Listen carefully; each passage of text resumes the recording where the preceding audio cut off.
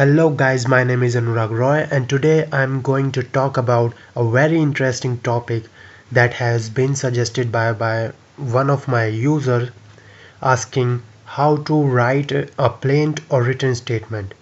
So before we go further into the details, let's study that what is actually the pleading all about. Well, pleading is divided into two parts. We can say that criminal and civil. So civil matters are those matters in which compensations are demanded, and in criminal matters fines and punishments are there. Civil matters deal with plaints, written statements, writs, petition, etc. like that, and in criminal matters complaints, FIR, bail applications are there. So we will study in this video how to write plaint and written statement.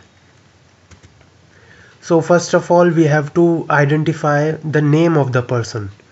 When we talk about a civil suit, the person who files a suit is known as plaintiff, and the person against whom the suit has been filed is a defendant.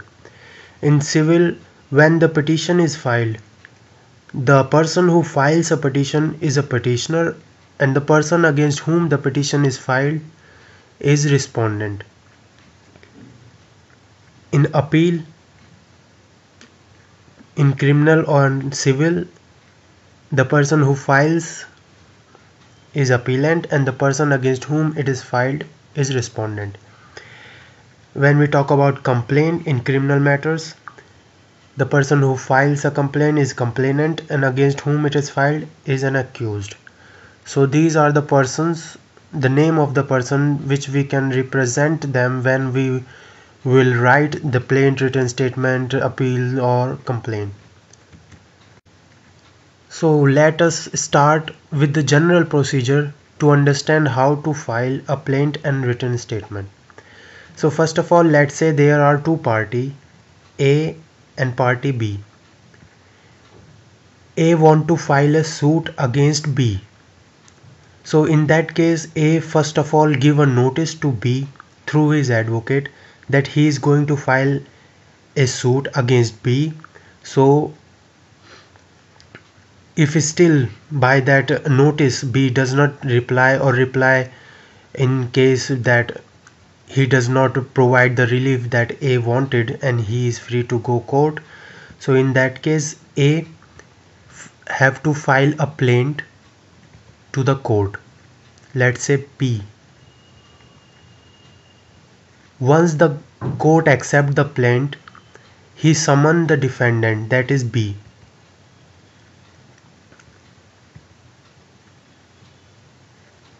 Once the summon has been sent, within 30 days B, the defendant, has to file a written statement in the court.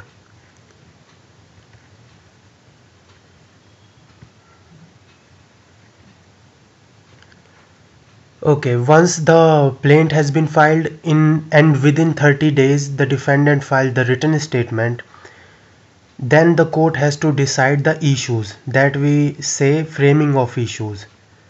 Once the court decides what are the issues to be decided by the court, the case starts. The court starts the trial. It asks plaintiff and defendant to provide their evidence. Once the evidence has been examined, witness has been examined, the judgment of the court comes. So here we will discuss in this video the plaint and written statement.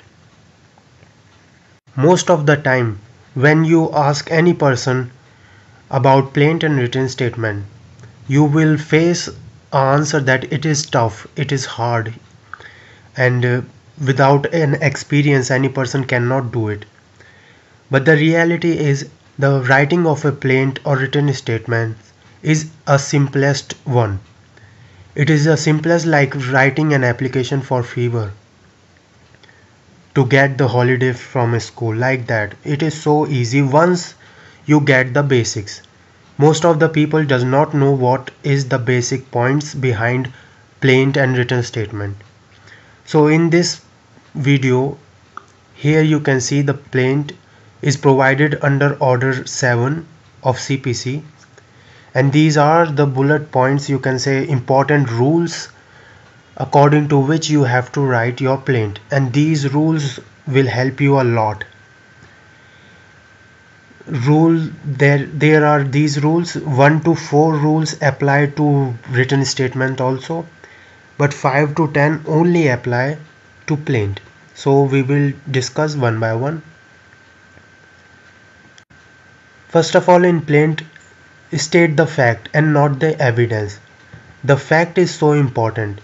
You should not suggest in your plaint that what evidence are there on which you prove the fact. What you have to do is just write fact and not write evidence according to which those facts have been proved or going to be proved, because there is a court has to decide that which evidence is correct or not. You cannot suggest the court that you can take this evidence or you can take that evidence. What you have to do is just to put your fact into your plaint and not the evidence. Second one is fact should be in concise form. Concise means the shortest form. The fact should not be in detailed. It should be brief. It should be short as you can do to make your plaint easy to understand for the judges in the court. The third one is separate facts should be in separate paragraph and number consequently. Every different fact which talks about different things must be written in separate paragraph with number consequently. We will discuss this point when I will teach you how to write actually the format of plaint. The fourth one is date, sum and numbers. All the sum, all the numbers and all the date which is provided in your plaint should also be written in words.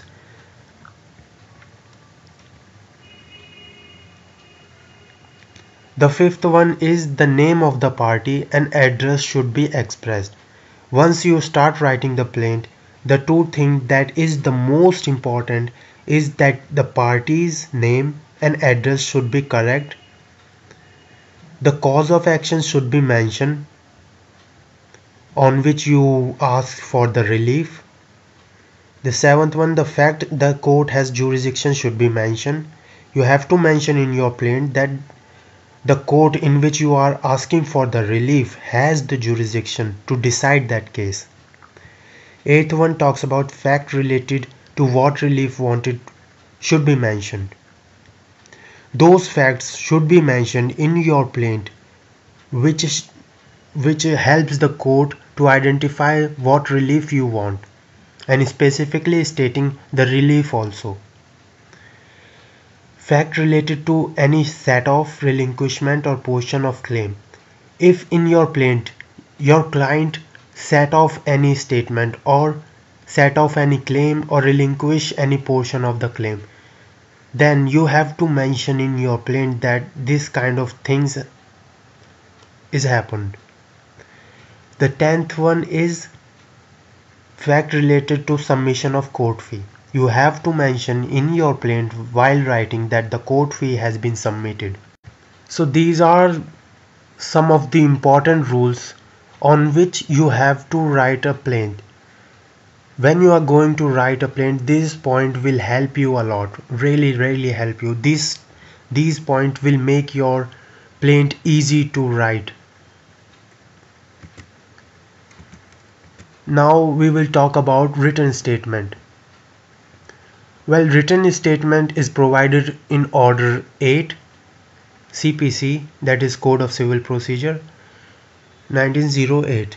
I told you when I was discussing about plaint that first 4 points are same and 3 points only differ when you write plaint. So first the fact, state the fact and not the evidence. When you are writing a written statement is your answer against the plaint. So in that case you have to write a fact and not evidence. The fact should be brief and concise in short form. Separate paragraph should be mentioned for separate facts. Date, sum and number should be expressed in word and expressed in number as well. So now come the different thing, that is the fact should be specifically denied. If you are writing a written statement and your client denies any fact, then you have to specifically deny a fact, that you are not agreed to that fact or that fact is not true. 6. Talking about defendant can counterclaim. In written statement, defendant can also claim his right if violated by the plaintiff. That is known as counterclaim. Defendant may ask for set off. In his plaint, the defendant can also ask for set off. Okay, we have studied some of the important points which will help you a lot in writing plaint written statement. So now we take an example of the format, and with this example you will able to write your own written statement or plaint with ease. So first of all, what you have to do is have to mention this in the court of the name of the court, like if you are filing a plaint in High Court, in the court of High Court at New Delhi, or in the court of Supreme Court at Delhi. Then the suit number came, but you don't have to mention the suit number, as when you file a plaint the registrar itself put a number on it. Now came the party name and address. The plaintiff, remember, who files a case, and defendant against whom the case has been filed. So the person who filed a case will be mentioned prior to defendant. You have to mention the name of the party and the address of the party as well, versus the name of the defendant and the address of the defendant.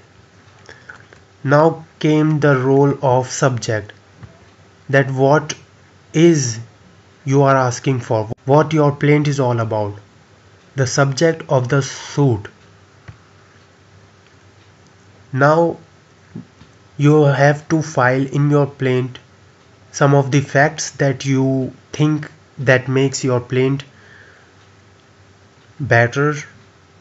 Now the points come, the role of the points come, in which facts, cause of actions and related things have to be mentioned.